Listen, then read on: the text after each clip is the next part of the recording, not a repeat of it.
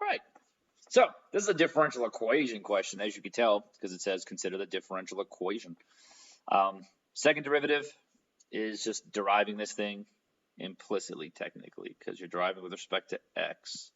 So the second derivative, this is an easy question, I hope, is 2x minus 1/2 dy dx, but dy dx is just x squared minus 1/2 y. Cool. They say f is a particular solution, passes through negative 2, 8. Okay. Does it have relative min, relative max, or neither? Remember to tell if there's a relative min or max, you can do two things. You can make a number line for that x value and see what's happening on each side. Or we can't do that here. So you can't do that when you got x's and y's in your derivative. You can check what the first derivative is and check what the second derivative is to see the concavity of it and if it's flat. So this tells us if it's horizontal, and this tells us the concavity, because if it's horizontal and concave down, that's a max, and horizontal concave up, that's a min. So what do we got here? Negative 2, 8. So if you drop negative 2, 8 into here, you're going to get, so 4, right? Negative 2 squared is 4 minus 1/2 of 8, which I'll just write out, but that's also 4, so that's 0. That lets us know the graph is flat, but it could be flat like this also. Cool. And then you find the second derivative, which is 2 times x, which is negative 4. Woo! Negative 4 minus 1/2 dy dx again, but dy dx was just 0. So that's just negative 4, which happens to be less than 0. Look at that. So it's concave down. The curve is concave down, but it's also horizontal, so that must be a maximum. And that's what you're going to write. Negative 2, 8 is a relative max. Since dy dx is 0 and d squared y over dx squared is negative. There you go. So like I say. All right. Let's find this dumb limit they want us to handle. So when you drop a 1 into there, you get 0 over 0, which means we get L'Hopital's rule. But you know we got to write this out, which is always a little annoying. Oh, by the way, you should be heading on to the College Board site, the AP Classroom, whatever. You got an email. And checking out, I did it yesterday, just the intro to your AP test this year since it's online, and also how to upload pictures or documents, however you're going to do it. You should go practice that before next week. Okay? But anyway, we can talk more about that later on. But like we said, when you drop a 1 into here, you get 0 over 0. So you got to write that out individually. The limit as we go to 1 of g of x. Why are you down there? Of g of x minus 2 is 0. And the limit as we approach 1 of 3x plus negative 1, right? Yeah.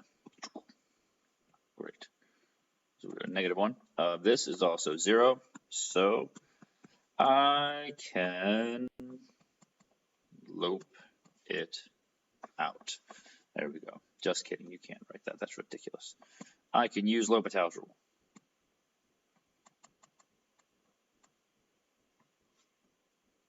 Boom. Which tells us the limit as we approach negative 1 is the derivative of the numerator, g prime, over the derivative of the denominator, which is 6x plus 1. And g prime of negative 1, remember it's negative 1, 2 here, and the derivative, they're telling us it's a particular solution to the derivative that they gave us, which was dy dx equals x squared minus 1/2 y. So if you drop negative 1, 2 into that, you get 1 minus 1, which is also 0, okay? So you get 0 on the bottom, so you get a L'Hopital's rule again, which is kind of unusual. So we'd have to write limit x goes to negative 1 of g prime of x is 0, and the limit as x goes to negative 1 of 6x plus 1 is also 0. So check this out. I can use L'Hopital's rule. Copy.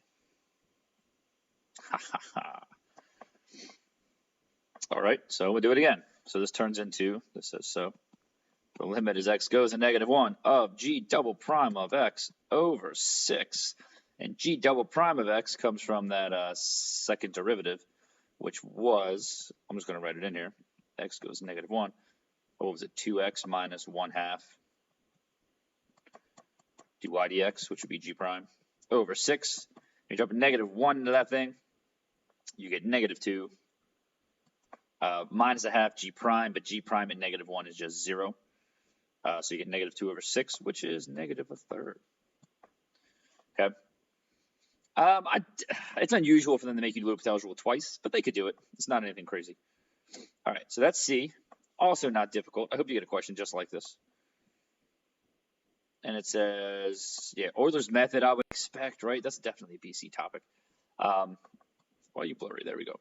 Use Euler's method starting at 0 to approximate 1. So we're going to have with 2 steps, right? 2 steps. So step 0, step 1, step 2. Cool. We know that x is 0 and y is 2. So we need to know what's y prime, basically. What's dy dx? So it's 0, 2.